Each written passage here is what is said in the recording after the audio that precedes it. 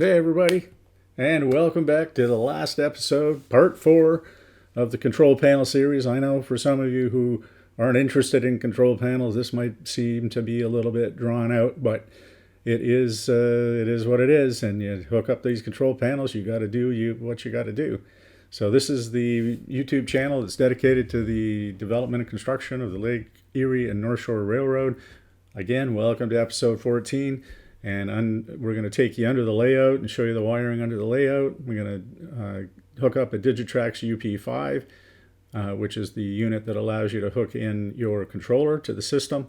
And we're going to show you some installation and troubleshooting tips, some stuff that you won't find anywhere else. Okay, so before we go on to the good stuff, we're going to go to even better stuff. I want to give a shout out to the guys at the Mastiff Studios who helped record this song, and you know what it is, Railroad Soul. From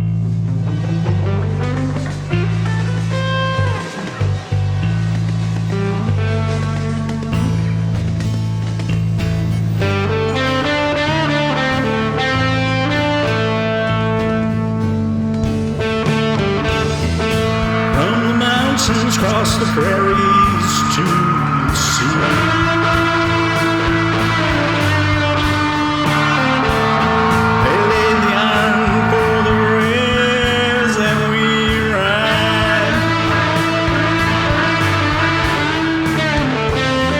shared their lives, their hearts, and their pride. They had really soul. They had really soul. They had really soul. Okay, so this is an update on the control panel, and I have had to admit defeat. I can't get both systems to work with the same outputs to the tortoises. I've tried everything I can think of.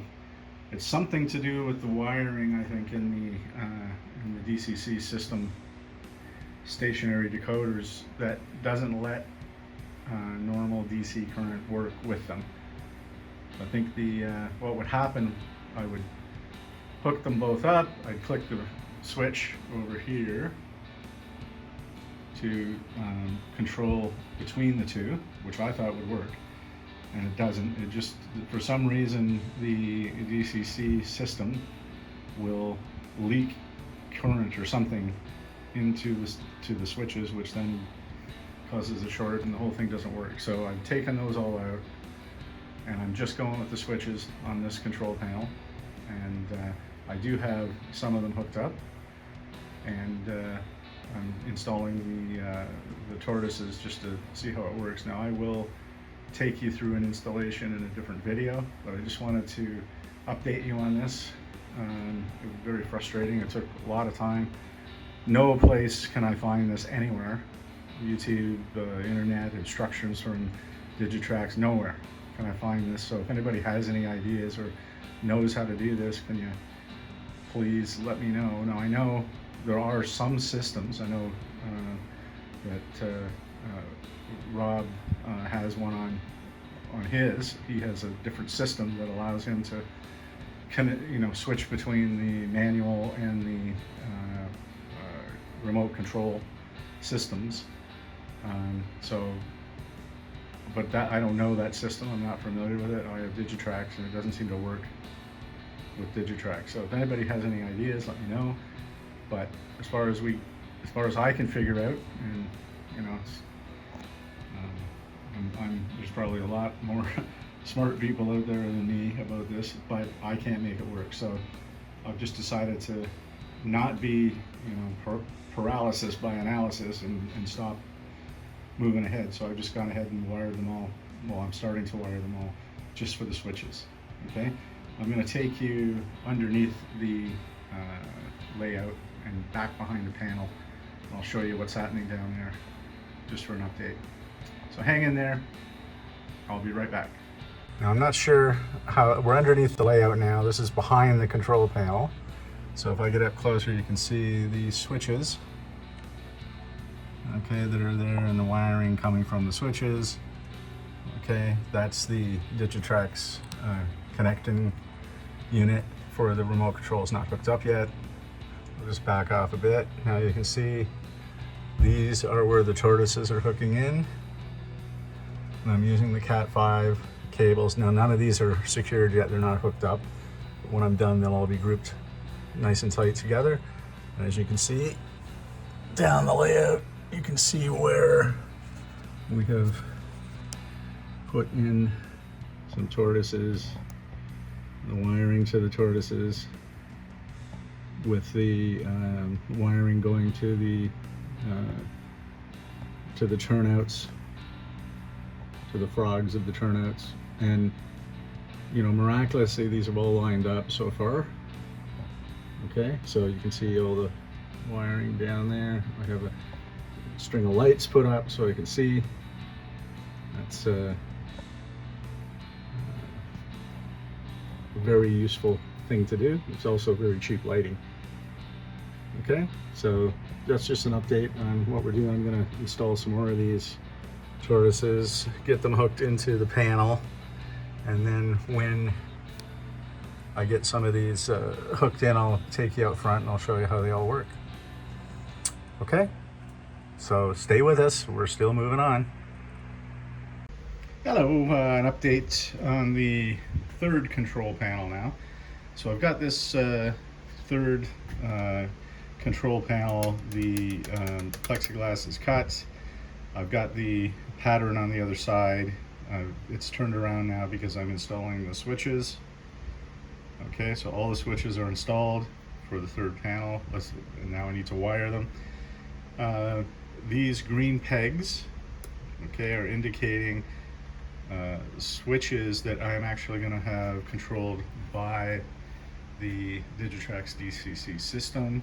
So these will be remote control. So on this control panel, I'm mixing the remote control and the switches, although they're completely separate systems because I can't get it to work as one system. But I'm going to go ahead with this, and if there's a way to do the other combined systems, then I may convert that later. But what I'm showing you now is that so there are going to be two separate switches, one for the track power, one for the 12 volt power. It's coming in to control the switch machines, okay, and this switch machine, the 12 volt current is going to come in and go into one of these distribution units. So all of the all of the black and red wires going to supply power to the switches will come from here, and then the wires coming down to supply the switch machines and the LEDs will come from this board here. So just let me show you how I mount that, and we will proceed to wire these things. And then once I have a couple wired, I'll update you at that time. That's all I can think about right now, except all of these holes are for the LEDs, which I will show you how to install those. These two LEDs have already been installed, and those are different color LEDs. These are red and green LEDs. These are blue to show that the power is going to the board. Okay, just thought I'd update you on all I've done here is taken a piece of wood, make sure that I've cut it so that it's going to fit over here into the casing or the brace, the form for the control panel. And you want to make sure when you cut it, it's a little bit thinner than this, so that when you put the actual plexiglass cover on, there's enough room,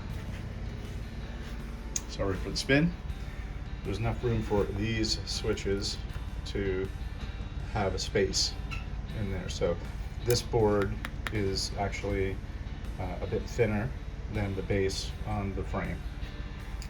Okay, so that's it for now. I'll update you once we get some more done here, and I'll show you how to insert the LEDs and hook them up, and also how to wire the double throw, double pull switches. Even though I've done that in a past video, I'll just quickly show you one, and how to install the Digitrax. Just a second here while I grab this.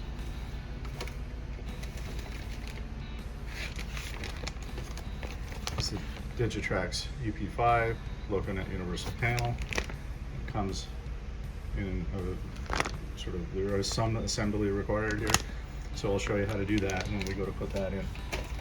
Okay, excellent. Stay with me. We will get this third panel done, and then, as I said before, I may actually do one more panel combining the other two panels that I've already done. Excuse the movement here. This panel and this panel, I've kind of had a close look at it, and I think I can get all of the stuff that I have there all onto one panel, so it'll eliminate one of these panels and give me some more room to have access to a computer. Okay, but that's in the future, so stay with us. We'll get back to you as soon as I have more. Okay, this is the control panel that we've been working on. This is the third control panel. And you can see I've got it in now. All the stuff's hooked up, including the Digitrax LocoNet panel for connecting the controller in place. And so I'm just going to test this out, see what happens when I turn the power on, track power. So you'll see some of the lights have lit up. These are the ones that are controlled by the Digitrax controller. And now I'll turn on the ones that are not controlled by the Digitrax controller, but by the amplifier, and they all come on. So everything works. The controller works. So that's really good. Now I do want to tell you something about these controllers. These are the Digitrax UP5. Digitrax UP5. And I will just take you over to the bench, and I'll go over some stuff with you that I've discovered about these UP5s that are, I think, is really important for everyone to know. So I'm just going to shut this off, and I'll pause for a second and we'll change the camera. Okay, we're back. This is the Digitrax UP5, and this is sort of how it comes in the package. That's the actual package that it came in. So there's a little bit of assembly required. Now the first thing is the front part of this, the part that sticks out so that you can plug stuff in, so the part that comes out of your fascia, is the part with the black screws. If you turn it over, you'll see there are silver screws. Okay, so these black screws are going to go right there. I'm not going to assemble this thing because I want to show you some other stuff, but that's how it sits. So you have to take these screws out and then put that panel on, put the screws back in. Pretty simple. Okay, and then this is where your controllers can hook into.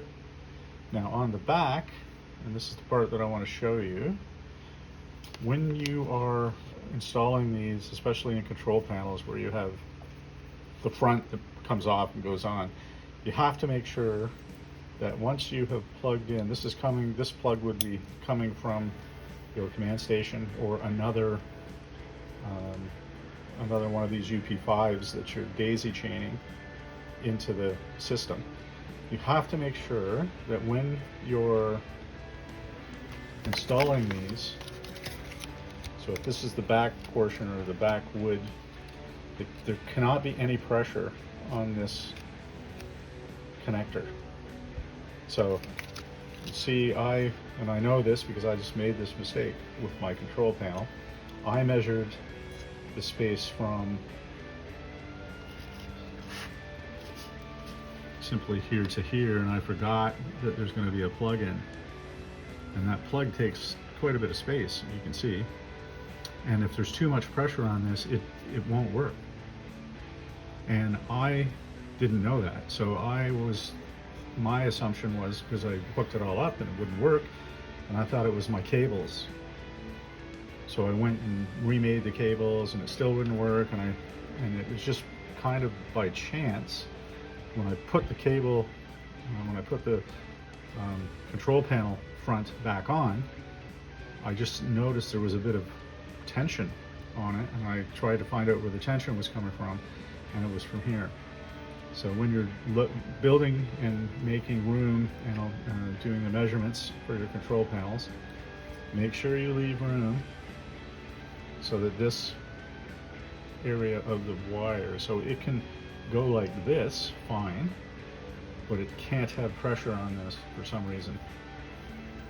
Okay, so, and it's not just with control panels, I suppose it's anywhere you're going to mount these things. You need to watch out for that. Okay, so that's just a tip.